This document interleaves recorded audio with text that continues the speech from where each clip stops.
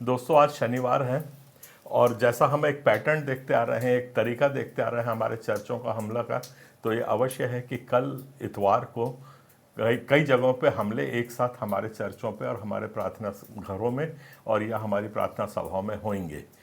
इसके लिए आप कैसे क्या तैयारी कर सकते हैं, इसकी जानकारी के लिए मैं थोड़ा सा आपका ध्यान आकर्षण कर रहा हूं। जो ही हमला होता है, पहली बात ये याद रखिए कि आपका घर के अंदर आपको अपनी रक्षा सुरक्षा करने का पूरा अधिकार है। अगर हिंसा की नौबत भी आ जाती है तो आप दोषी नहीं ठहरेंगे, इस बात को समझ लीजिए। तो पहली बात ये करते हैं, अगर कोई आता है तो दरवाजे बिल्कुल खोल दीजिए अपने चर्च के, उनको अंदर आने दीजिए। अंदर आते हैं तब आप उनको दरवाजे को ताला लगा दीजिए। 112 फोन करके पुलिस को सूचित करें। फिर से दोहरा रहा हूं, जो ही अंदर आ जाते हैं आप गेट में ताला लगा दीजिए। अंदर आने के बाद घर में आते हैं तो घर में ताला लगा दीजिए और पुलिस को 112 नंबर पे फ़ोन करिए। ये पहली आपकी प्रतिक्रिया रहेगी।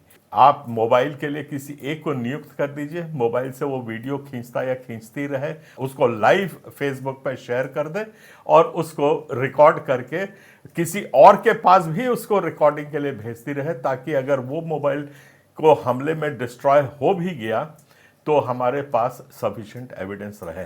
ये हो गई घटना पे आने की बात। और इसके बाद अगर पुलिस आके हमारे पादरी को और आपको थाने ले जाती है तो बड़े खुशी खुशी जाइए, कोई डरने की ज़रूरत नहीं है। आप जाइए और वो बोलते हैं आप प्रचार कर रहे थे, नहीं कर रहे थे, जो भी आरोप लगाते हैं, वो एफआईआर करता है तो उसको बिल्कुल सहमति दीजिए कि हाँ एफआईआर करिए और मुझको गिरफ्तार करिए और चलिए मैं जेल जाने को तैयार हूँ। जब पादरी चर्च जाता है सारे विश्वासी उसके साथ जाए। तीसरी बात ध्यान में रखिए कि जो ही आपके ऊपर एफआईआर लिखा जाता है आप तुरंत बोलिए कि मुझको भी काउंटर एफआईआर लिखवाना है। मेरी बात को फिर से मैं रिपीट कर रहा हूं, जो ही आपके ऊपर एफआईआर लिखाया जाता है आप तुरंत लिखिए कि मुझको भी काउंटर एफआईआर लिखवाना है। इसमें फलाना फलाना आदमी जिसके मेरे पास वीडियो है, ये बलात् मेरे उसमें घुसा चर्च में या घर में, इसने मुझे प्रार्थना से रोका, मुझको गाली दी और जो कुछ भी उसने अपराध किए हैं वो सारे अपराध को वहाँ पे लिखाइए। ये झूठ बोल रहा है, धर्मांतरण का आरोप अगर लगाता है, क्योंकि एक फैशन है ये, हर चीज़ में हम लोग खाना भी खाते हैं तो धर्मांतरण कर रहे हैं कि एक आरोप आजकल लग रहा है। हम लोग अपने घर में बैठ के टीवी देख रहे हैं तो भी ये धर्मांतरण कर रहा है टीवी देख के। ये इस किस्म के आरोप लगने की एक फैशन हो गया है। तो इसको काउंटर करने के लिए आप तुरंत उसको कहिए कि हमको काउंटर एफआईआर लिखवाना है। बिल्कुल डरिए मत, नाम लीजिए, फोरम आपके साथ है। यहाँ ऊपर हम हर जगह वहाँ पे नहीं पहुँच सकते, पर पूरा आपको सुरक्षा की छतरी हम आपको देंगे। आप उसमें जेल जाने से डरिए मत। और दूसरा ये है कि उसके ऊपर काउंटर एफआईआर लिखाइए।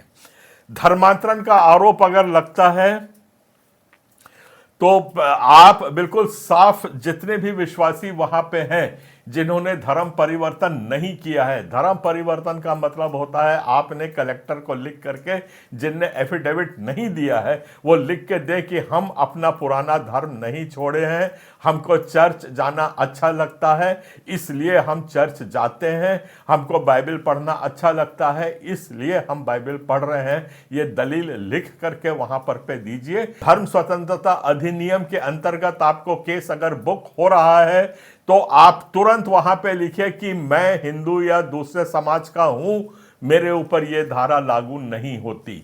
ये आप लिख के दीजिए। मुझको प्रचार करने की पूरी आजादी है, मैं हिंदू धर्म का प्रचार करूं, ईसाई धर्म का प्रचार करूं, सिख धर्म का प्रचार करूं। ये आप वहां पे स्टैंड लीजिए। ये सबको करने के बाद और तुरंत हमको सूचित करिए, जैसे भी कार्रवाई पुलिस में होगी आगे हमें क्या करना होगा, ये सब हम आपको मार्गदर्शन देते रहेंगे।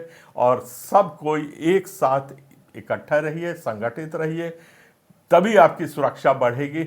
एक दूसरे में प्रेम बांटिए और इस तरीके से कल के अगर हमले होते हैं तो उनकी हम पूरी तैयारी में रहें।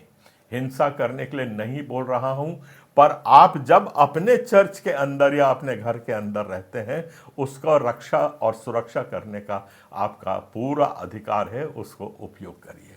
धन्यवाद।